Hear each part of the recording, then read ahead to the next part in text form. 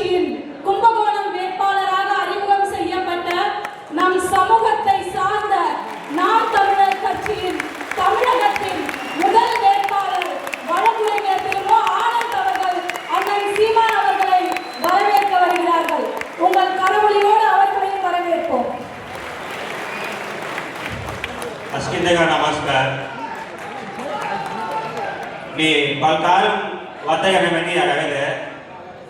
पहिले आम्ही जीवनगाम तमिळनाडू हे जिट्टू मनगान तमिळ मनगान से तीरण अंग मुन्नून सद दुनावी कालना मिळत आम्ही तमिळून तेका संगरीस पुरजेई तेगडंगाल तुंग अनुभवी होता मी तमिळ वातावरण से तमिळ वातावरण நன்றி. இந்த மாநாட்டினை தலைமையேற்று நடந்து கொண்டிருக்கும் எஸ்பாக் அமைப்பின் தலைவரும் ஆந்திர பிரதேசத்தின் மதிப்புமிக்க மற்றும் அதிகாரமிக்க காவல்துறையில் இருந்து ஓய்வு பெற்ற ஐயா KRM கிஷோர்குமார் IPS அவர்களுக்கும் அவர்களின் மன ஓட்டத்தின்படி அமைந்துள்ள எஸ்பாக்கின் ஏனைய பொறுப்பாளர்களுக்கும் சௌராஷ்டிரா மத்திய சபை பொறுப்பாளர்களுக்கும் மேடையில் வீட்டிற்கும் ஏனைய அரசியல் ஆளுமைகளுக்கும் தமிழ்நாட்டிலிருந்து பல்வேறு பகுதிகளில் இருந்தும் ஒரே உணர்வுடனும் ஒரே கனவுடனும் வருகை புரிந்துள்ள எமது சௌராஷ்டிரா உறவுகளுக்கும் தூங்கும் புலியை பறை கொண்டு எழுப்பினோம், தூய தமிழரை தமிழ் கொண்டு எழுப்பினோம் என்ற பாடல் பாரதிதாசனின் வரிகளுக்கு ஏற்ப சில காலங்களாக உணர்ச்சி குறைவாகவும் எழுச்சி இல்லாமலும் தொடர்ச்சி இல்லாமலும் வாழ்ந்து வரும் நமது சௌராஷ்டிரா இன மக்களை தமிழக அரசியல் பாதையில் அழைத்து சென்று தடம் பதிக்க வருகை புரிந்துள்ள நாம் தமிழர் கட்சியின் தலைமை ஒருங்கிணைப்பாளர் எமது ஆரியர் அண்ணன் செந்தமிழன் சீமான் அவர்களுக்கும் எங்களது அழைப்பை ஏற்று பல்வேறு பகுதிகளிலிருந்து வருகை புரிந்துள்ள நாம் தமிழர் கட்சியில் குறிப்பாக கும்பகோணம் சட்டமன்ற தொகுதியிலிருந்து வருகை புரிந்துள்ள எனது அனைத்து நிலை பொறுப்பாளர்களுக்கும் இனிய பணிவான வணக்கத்தை தெரிவித்துக் கொள்கின்றேன். இன்றைய தினம் நாம் கூடியுள்ள இந்த நிகழ்வு என்பது ஒரு சாதாரண நிகழ்வல்ல. சரித்திரத்தில் தமிழக அரசியல் வரலாற்றில் நமது ஒடுக்கப்பட்ட சமூகத்தை தடம் பதிக்க உருவாக்கப்பட்டதாகும். இது ஒரு விழிப்புணர்வு கூட்டம். இன்று முதல் சௌராஷ்டிர சமூகம் தமிழ்நாட்டு அரசியல் பாதையில் பயணிப்பதையும் தொடர்ச்சியாக இருப்பதையும் எவராலும் தடுக்க முடியாது என்று இந்த மாநாட்டின் வாயிலாக தெரிவித்துக் கொள்கின்றோம். இங்கு பேசப்படும் ஒவ்வொரு வார்த்தைகளும் வெறும் கைத்தட்டலோடு நின்றுவிடக் கூடாது. அது ஒரு வரலாற்று பதிவாக்கப்பட வேண்டும். அதன்படிதான் அரசியல் கட்சிகளிடையே கேள்விகள் எழுப்பப்பட்டும் அதன் பின்பாகத்தான் நமக்கான அதிகாரம் கிடைக்கும். எல்லோர் மனதிலும் ஒரு கேள்வி எழலாம். தமிழக அரசியலில் சௌராஷ்டிரக்காரர்கள் இல்லையா என்று பல தரப்பினரும் சொல்லி வருகின்றார்கள். ஒரு பொய்யான தகவலை சொல்லி வருகின்றார்கள். ஆம், சௌராஷ்டிரக்காரர்கள் அரசியலில் இல்லை என்று. அதை வார்த்தையை தவறு. இருந்தோம், ஆனால் தொடர்ச்சியாக இல்லை. இதுதான் உண்மை. ஆனால் இந்த மாநாட்டின் வழியாக இனி வரும் காலங்களில் தமிழக அரசியலில் சௌராஷ்டிரக்காரர்கள் நிச்சயமாக இருப்பார்கள். அதன்படி தமிழக அரசியல் வரலாற்றில் இந்த மேடையின் வாயிலாகவும் இந்த மாநாட்டின் வாயிலாகவும் தமிழ்நாட்டு மக்களிடையே சிலரின் பெயர்களை நினைவுபடுத்த கடமைப்பட்டுள்ளேன். அதில் முதலாவதாக இம்மண்ணின் வீர மங்கை திருமதி லீலாவதி அவர்கள் 1990களில் மதுரையில் கட்டவிழ்த்து விற்கப்பட்ட கண்டுவட்டி பிரச்சனை, குடிநீர் பிரச்சனை ஆகியவரை தலைவெட்டி ஆடியது உங்களுக்கு எல்லாம் நினைவிருக்கும். அதில் 1996இல் ஊரக உள்ளாட்சி தேர்தலில் வில்லாபுரம் 59வது மாநகராட்சி வார்டு கவுன்சிலராக தேர்ந்தெடுக்கப்பட்டவர் இருந்தவர் தான் நமது லீலாவதி அம்மையார் அவர்கள். அவர் எடுத்த மக்கள் திரள் போராட்டத்தின் காரணமாக இங்கு இருந்த கயவர்களால் வருமானம் ஈட்ட முடியாமல் போய்விட்டது. அதனால் இந்த லீலாவதி உயிருடன் இருந்தால் நமக்கு பிரச்சனை என்று 23/4/1997 அன்று அவரது கட்சியினர் முன்பாகவே வெட்டி படுகொலை செய்யப்பட்டார்கள். பின்பாக அவரது உடல் பிரேத பரிசோதனை செய்யப்பட்டு வில்லாபுரத்திலிருந்து சுமார் 10 கிலோமீட்டர் தொலைவில் உள்ள மயானத்திற்கு கொண்டு போய் தீ மூட்டினார்கள்.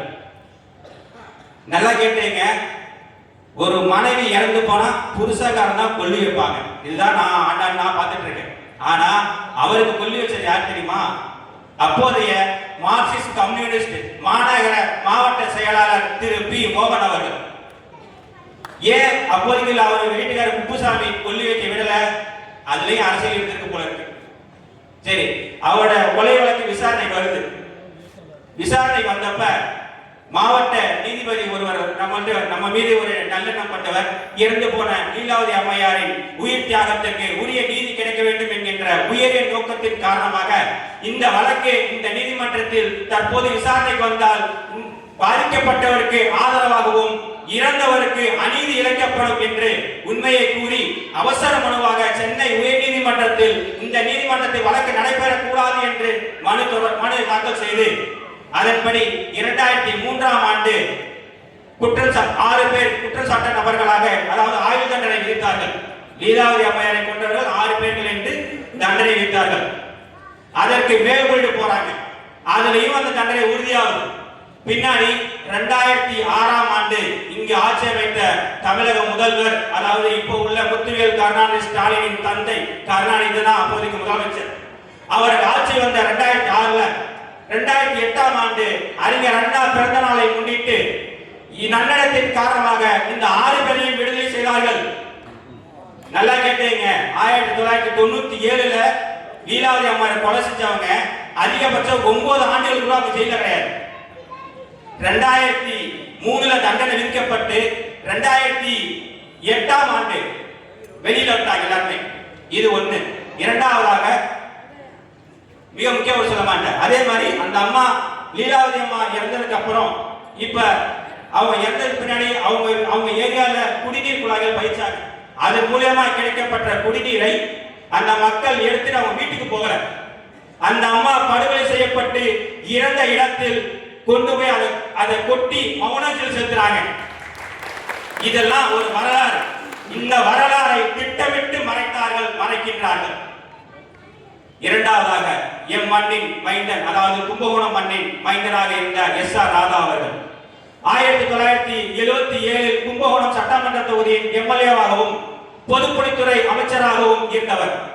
பின்னாளில் 1939ஆம் ஆண்டு மதுரை கிழக்கு சட்டமன்ற தொகுதி MLA-வாகவும் எதிர்க்கட்சி தலைவராகவும் இருந்து கடந்த 2020ஆம் ஆண்டு சென்னையில் உடல்நலக் குறைவால் காலமானார்கள். அதற்கு பின்பாக வந்தவர்தான் நமது OS அமர்நாத் அவர்கள். அதற்கு பின்பாக AGS ராம்பாபு 3 முறை MP-யாக நமது மதுரையில் இருந்தவர்கள். இதுபோல் விரலிட்டு எண்ணக்கூடிய நபர்களாக இருந்தாலும் இவர்கள் காலத்தில் நாம் எல்லாம் சௌராஷ்டிரா மக்களின் முகமாக அவர்கள் விளங்கினார்கள், வைரக்கற்களாக அவர்கள் விளங்கினார்கள். ஆனால் இப்போது மிகப்பெரிய ஒரு வெற்றிடம். ஏன் அந்த வெற்றிடம்? ஏனென்றால் நமக்குள் ஒரு விழிப்புணர்வு இல்லை. இங்கு உள்ள இளைஞர்களிடம், அதாவது என் உடன்படுத்த தம்பி தங்கையிடம் ஒரு வார்த்தை கேட்டுக்கொள்கிறேன். படித்த படிப்புக்கேற்ப வேலை இல்லை. அந்த வேலை கிடைத்த வேலையும் பாதுகாப்பானதாக இல்லை.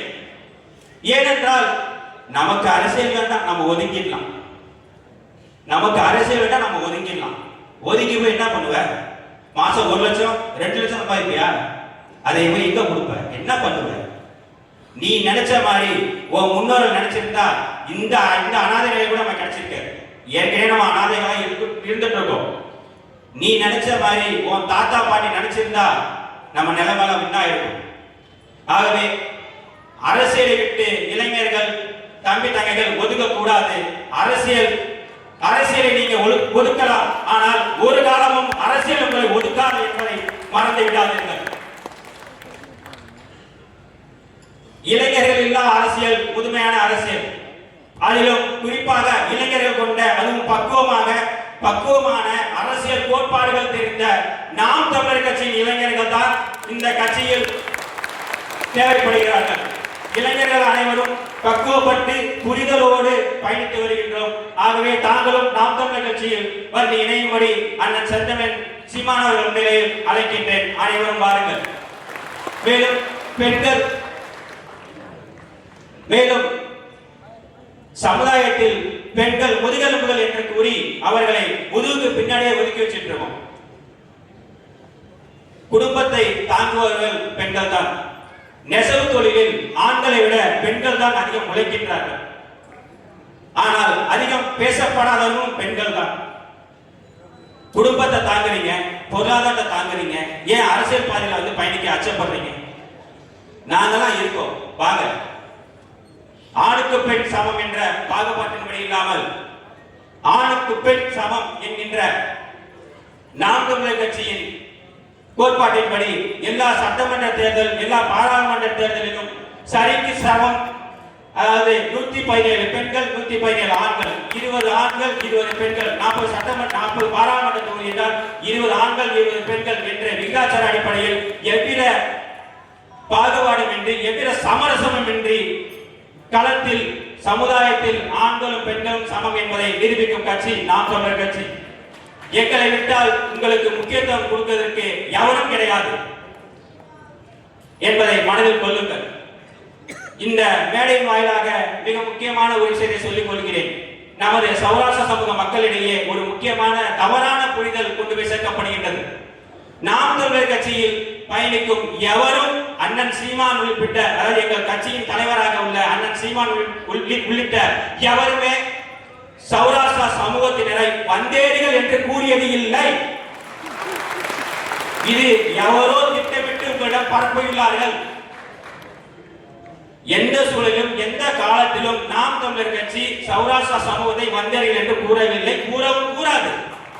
ஏனென்றால் இந்த மண்ணில் உழைத்து வாழும் அனைவருக்கும் இந்த மண் சமம் என்றுதான் நாம் தமிழர் கட்சி கருதுகின்றது. ஆகவே இறுதியாக சில வார்த்தைகள் கூறிக்கொள்கிறேன்.